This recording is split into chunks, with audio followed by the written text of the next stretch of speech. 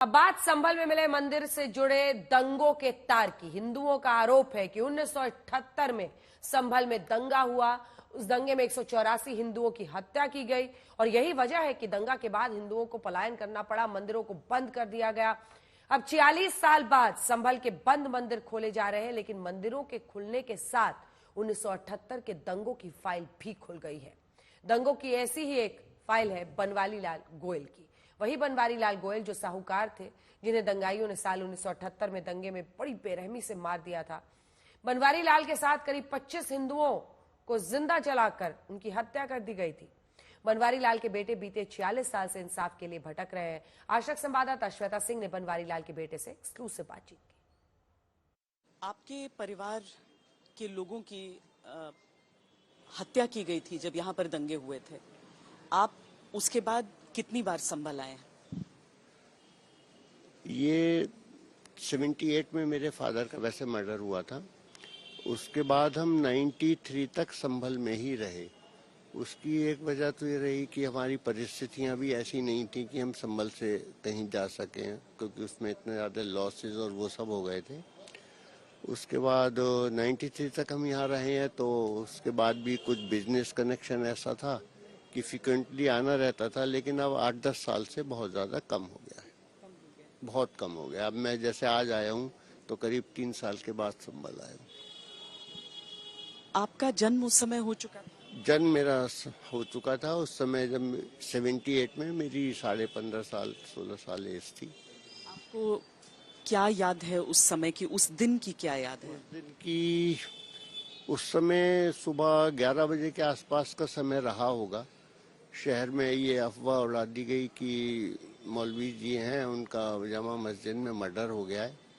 Murder तो हुआ था, लेकिन साथ में ये गलत अफवाह उड़ गई कि एक हिंदू ने उनका मर्डर कराया, जबकि वो आपस में लोकल पॉलिटिक्स का उनका वो मैटर था।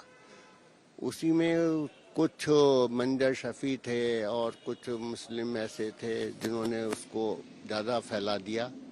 और हमारा यहाँ से मेरे ख्याल से 200 गज होगा, जो पहले हाथा होता था, उसमें हमारा वो बिजनेस वो था, करीब 5000 मीटर में होगा वो। उसमें मेरे फादर भी थे और कुछ स्टाफ था। इसके अलावा कुछ ऐसे आसपास के गांव के लोग आ गए थे कि ये एक सेफ प्लेस है, यहाँ पर हम अंदर चले जाते हैं तो हमारी लाइफ सेफ हो जाएगी, क्योंकि आगजनी और वो सब काफ़ी ज़्यादा शुरू हो गई थी। उसके बाद उसमें जैसे मेरे फादर ही थे या और लोग थे, तो वो डबल स्टोरी बना हुआ था। वो ऊपर चले गए कि भाई उन्होंने ट्रैक्टर से हमारा जो लोहे का काफ़ी मजबूत गेट था वो तोड़ दिया था।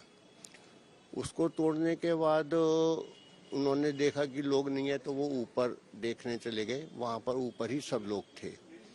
वहाँ से उन लोगों ने ऊपर से सबको नीचे ले आए और जैसे गद्दी होती थी पहले, तो उस गद्दी पे लाकर और टायर डाल के, पेट्रोल डाल के लोगों की बहुत निर्ममता पूर्वक हत्या कर दी।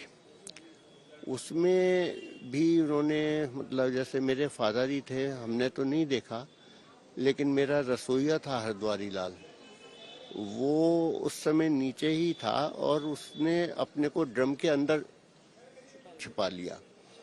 तो उसने जो बताया, क्योंकि इस तरह और तो चश्मदीद लोग नहीं थे, कि पहले मेरे फादर को सब लोग मामा जी बोलते थे, तो कि पहले उनका हाथ काटा, पैर काटा, वो चीख रहे थे, बोल रहे थे भाई गोली मार दो मुझे, इस तरह से मत मारो। लेकिन उन्होंने ऐसा क्यों किया? ऐसा उनको ये था कि कुछ तो बिजनेस, कहते हैं वो मदद किया करते थे, काफ़ी मदद करते थे लोगों की। यहाँ तक कि मतलब जितने भी मुसलमान हो गए या हिंदू हो गए, उनमें आपस में किसी तरीके का कोई डिस्प्यूट है, कोई झगड़ा है, तो सब लोग उनको बुलाते थे कि मामा जी आइए इसको निपटवाओ मामले को, या भाइयों में आपस में है।